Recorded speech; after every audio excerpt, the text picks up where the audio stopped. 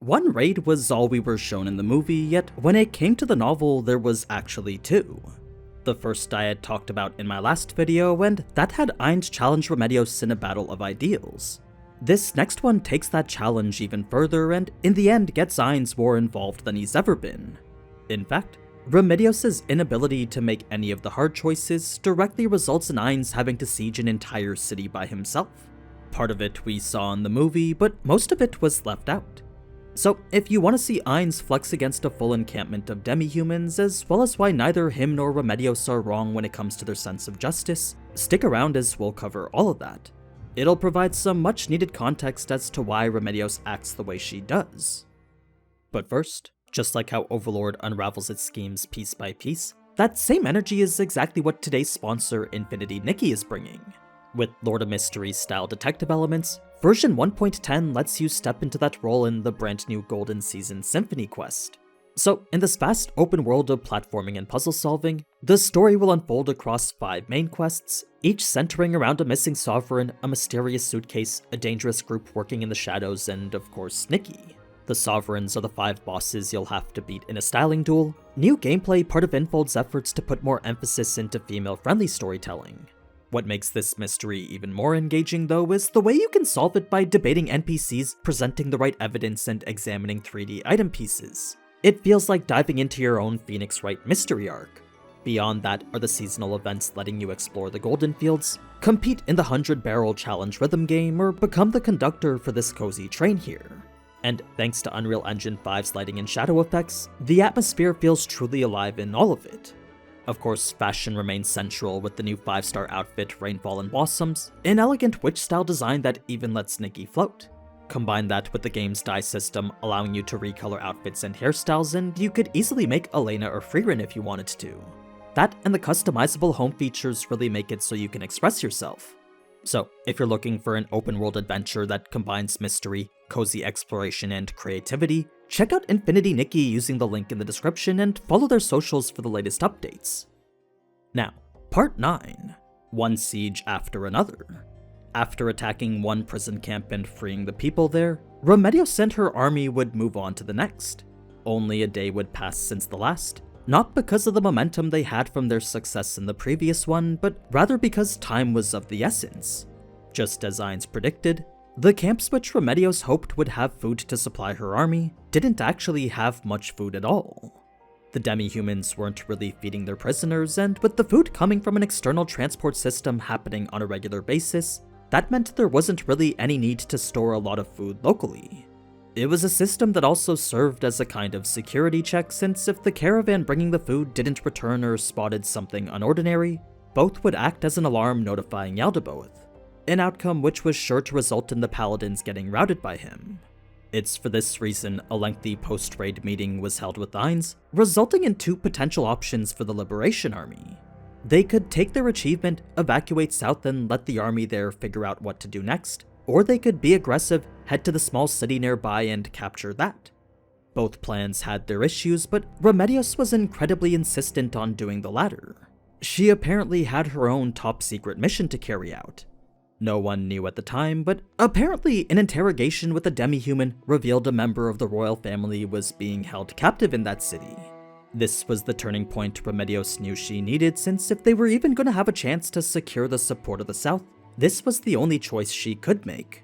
Even if the person didn't turn out to be a royal family member, so long as they were someone with high standing and connections, that was sure to be enough.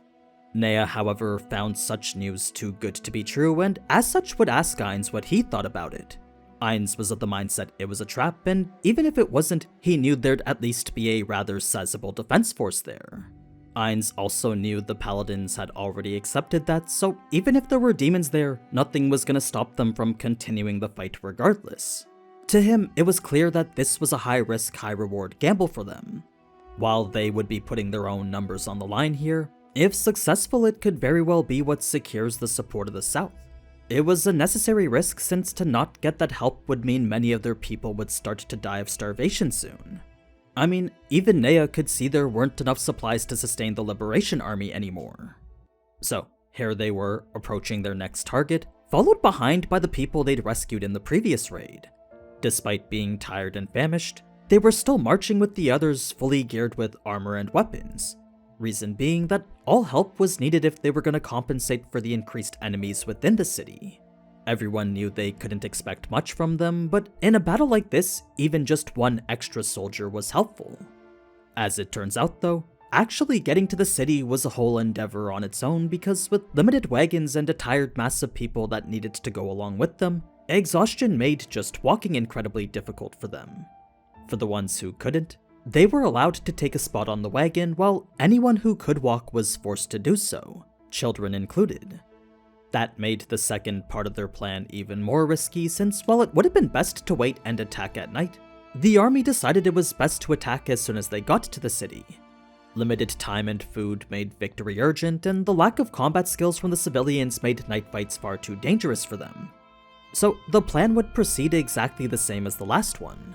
Angels would attack from above while the paladins assaulted below, creating space for the civilians to move up somewhat safely. They were actually ordered to avoid combat altogether since their main purpose here was to show their numbers. They may not be capable of fighting as effectively as the paladins, but to an enemy unaware of that, the size of their army was certainly scary. If the civilians did somehow end up in combat though, they were ordered to take on the fight in teams. In a situation like that, outnumbering their opponent was the most important. Now, Ainz would once again commit himself to observing, staying as far back in the rear as possible. He would watch Remedios lead her paladins from down below while angels would swarm from above, this time not so effectively. It seemed quite a few were being taken out, specifically by one bawfolk with a nice looking spear of sorts. This was an enemy Ainz made sure to take note of since based on its skill, it was definitely leagues above the rest. The battle below would continue in a classic medieval siege-style fashion, complete with buckets of hot water being thrown from above. This much the paladins expected though, and as such had casted fire energy protection preemptively. It was a spell that made the attack no more effective than splashing regular water on them. Had it been oil then the story might have been different, but Ainz believed such a resource might have been too valuable for the demi-humans. So, it was once the civilians advanced together with the paladins that the only thing they could do was launch sling attacks. They weren't particularly skilled at using them though, so the only targets they could aim at were the bawfolk above them. Of course, they hit as many angels as they did bawfolk, but at least they weren't hitting their own people. Well, none that would be affected by it. It was any time an angel was taken out though that the priests behind the civilians would just summon another one. This eventually made their progress noticeable since the demi-humans couldn't be resummoned the same way the angels were. That then led Ainz to ponder how the bawfolk might have been able to turn the tables, and the solution he came up with was rather simple. If they had used cold water instead of hot, then the attackers' body temperatures would have dropped substantially. It wouldn't have been an attack they had even prepared against since there was no reason to think that they'd have to defend against chill damage. It was once victory was seeming assured that Ainz would ask yet again if Nea was gonna join the battle. This time Ainz was a bit more insistent, enough that Nea could tell he really wanted her to use the bow. She fully thought about using it to attack from where she was, but she couldn't bear the thought of missing the first shot she'd ever take with it. So, right as she was about to come up with an excuse, that's when the gate would be broken and the paladins sent inward. It was an assault that would only continue for a little bit though, as just like last time, the bawfolk would come up with another child hostage. That meant the same scene as before was in essence repeating itself, putting Remedios in a position where she couldn't do anything. She would say how she wanted to negotiate, but considering what happened in the last raid, no one could agree with her this time. In fact, rather than stand around and do nothing, many were actually trying to convince Remedios that saving the child was impossible. This then led to a pointless exchange of opinions, culminating in Gustav hammering the point home himself. As was the case last time, no matter what they did and what they thought, in a situation like this, they all agreed nothing could be done to save that child. It was a debate they'd come to discuss and agree upon just the day before. Remedios herself had even agreed what she wanted was impossible, but when faced with that situation once again, it seemed she just couldn't accept it. So, with Ainz now present listening to the argument himself, that's when Remedios would give her whole spiel about this not being what Lady Calco wanted. In her first crash out of many more to come, she would say how even though Calco was dead, The lack of a successor meant they still needed to uphold her beliefs and the values they swore loyalty to. It was then that Nea finally understood why Remedios was so adamant about justice, seeing how she was bound by the wishes entrusted to her by the object of her devotion. She was operating under the belief that those who abandoned their subjects wouldn't be forgiven. Unless the next person she swore allegiance to told her to, nothing was gonna break the bond she was currently bound to uphold. It was a commitment to an oath that technically all the other paladins were bound to follow too. So, though technically Remedios wasn't wrong, neither was Gustav for suggesting that under certain circumstances, exceptions needed to be made. Like, there was certainly nothing wrong with striving to bring joy to the weak and creating a country where no one cries, but after a certain point, you had to be realistic. That, however, wasn't possible for Remedios, as what she wanted most was a country where she let no one die. It was a statement that led Nea to see her earlier assumption was wrong about Remedios. Remedios wasn't ruled by her devotion to Lady Kalka's values, she was ruled by the lofty ideal that she could save both the few and the many. Any normal person would have accepted that it had to be one or the other, but for Remedios she had lived her life thinking that both was achievable. In a way, she's kinda like a less suicidal version of Shirou Emiya. She possesses a sense of justice that's fundamentally different from Ainz's. Where Ainz's justice was a king's justice, Remedios' justice was this shining ideal. Neither were inherently wrong, it's just one required far more power to achieve than the other. I mean, sure, some godlike entity could probably save both the child and everyone else, but the lack of a person like that meant they needed to face reality. The reason they were stuck here now was because they didn't have that power. It was then that Nea understood you need power in order to serve justice, the growth of a mindset that would only become more prominent. But first, with so much time having been wasted repeating the same arguments as before, Ainz would once again step in to resolve it. If he waited any longer, then not only would more hostages be taken advantage of, there were sure to be more than just a few casualties too. It's for that reason Ainz decided to handle the rest, directly telling Remedios the child would have to be a sacrifice. Of course, Nea contested since she didn't want Ainz wasting his mana again, but if the paladins truly were trying to save as many people as possible, this was the only option for them. Ainz acting now would result in the least amount of casualties. Sacrifices would still have to be made, but it was certainly less than if the paladins were to take action. Now, it was once Remedios heard that this was the case that she would hang her head in defeat and walk away. Gustav would take her place instead, and it was then that he would formally make the request for help. It's not like Ainz wasn't gonna help if they didn't, but what he wanted to make sure first was whether Gustav and the others would actually be grateful for his help. Yes, that was very much a petty question, but gratitude was the least they could show when Ainz was doing so much for them. Not only was he gonna secure the entire city himself, he was also providing the most optimal outcome for them, an end where the most people possible were saved. So, to Ainz, that was an outcome that none of the paladins should be unhappy with. It was once the paladins agreed that Ainz would tell them to kill or imprison any demi-humans who ran. Preference on the imprisonment since Ainz wanted to get some information after. He would then cast Greater Magic Seal, Mass Hold Species, a combination of spells allowing him to cast Mass Hold Species on command later. Greater Magic Seal is what stored it, while once cast, Mass Hold Species would prevent anything in the vicinity from moving. Ainz would then summon 10 high wraiths just like how we saw in the anime, putting him one step away from taking the city just like that.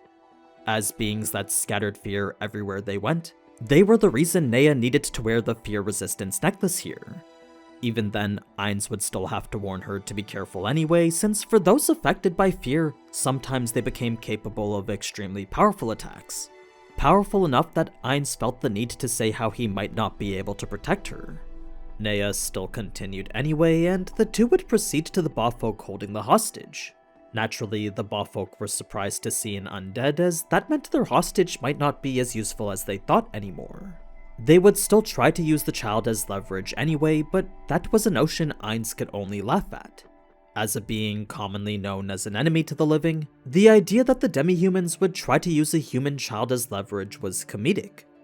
Now, sure, Ainz's laugh might have been an act on his part, but expressing that sentiment was all part of sending the message hostages didn't work on him. So, Ainz's calm approach, despite their warnings, was clearly working as the Bawfolk seemed to find themselves unsure as what to do next. They had gathered additional children to use as hostages after the first, but with Ainz now pressuring them without a care for any of that, none of the Bawfolk made a move to use them. Nea could only assume it was because they started to question whether human hostages would even work with an undead. An instant later, the Bawfolk would freeze and their expressions twist and turn, showing emotions Nea couldn't quite understand. It was when she looked over at the children, though, that Nea quickly understood this was fear. These children who were previously exhibiting lifelessness were now overcome by an unimaginably overpowering fear. Shortly after, Ainz would release his Mass Hold Species spell, instantly freezing both the Bawfolk and children in place. Everyone became these twisted statues, all bearing horrifying expressions, but none seemed fully dead at all. They were all breathing, just stuck in place. Ainz would then proceed forward to the next barricade, shattering it with a single use of Greater Break item. Such a display was quite the shock for Nea, since only a few minutes ago, the paladins couldn't even dent the gate. When it came to Ainz though, all it took was a few seconds for him to demolish it completely. It was an incomparable gap in power that made Nea think being strong was cheating. Now, it was before Ainz could proceed any further that the strong Bawfolk from earlier would land right in front of him. His eyes were red and he was foaming at the mouth, a clear indication that he wasn't in the right state of mind anymore. Ainz's fear had made him go mad. His first attack, Ainz would dodge with no effort at all, but when his next attack looked like it was about to hit the children behind him, Ainz would casually walk up to his opponent, not caring he was in his range now. Closing the distance against a spear wielder was certainly the right move, but what happened next, Nea never would have expected. You see, Ainz would grab the Bawfolk by its head, caring not for its attacks against him no matter how lethal they looked. One in particular Nea was sure pierced Ainz, but Ainz didn't so much as flinch.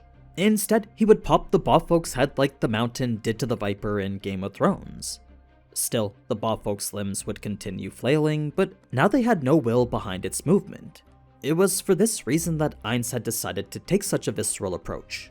Enemies in a frenzy often didn't go down even if the blow was lethal, so in order to mitigate any risk to himself or Nea, the best course of action was to destroy their brain. That was a for sure method of stopping any type of berserking opponent. So, this had finally secured the first area, giving Nea permission to let the paladins in. She would be sent back outside to inform them, a short trek which on the way revealed more Bawfolk corpses. These weren't any Ainz or the paladins had taken care of, so the only other explanation was that they took care of themselves. She assumed Ainz's fear was too much for them to handle, and in an attempt to escape it, they had jumped off the wall. It was once Nea returned back to Ainz that the two would continue deeper into this fear-infested nightmare. Shrieks could be heard from every corner of the city, and not just ones from the Bawfolk. It was likely some hostages were being trampled in the panic too, but Ainz had chalked that up to an unfortunate tragedy. Shortly after, a group of Bawfolk would be seen running towards them, not to fight but rather to escape the wraiths. It was a convenient funnel, making taking care of them easy. Once Ainz confirmed no humans were around, he would cast Max Widen Magic Fireball, an explosive shot which would dispose of them instantly. All that was left now was the Bawfolk's leader, a fight we'll get into in the next video. Just know it was a lot more prolonged than you might think. Another great scene where Ainz decided to flex a bit. That'll be next week though, so for now I hope you enjoyed this video. We're almost halfway through the cut content, so I'm curious to know if it's changed your perspective on the movie yet. Let me know down in the comments. But anyway, if you liked what you saw then leave a like, and if you want to see more then consider subscribing. Until next time though, ciao.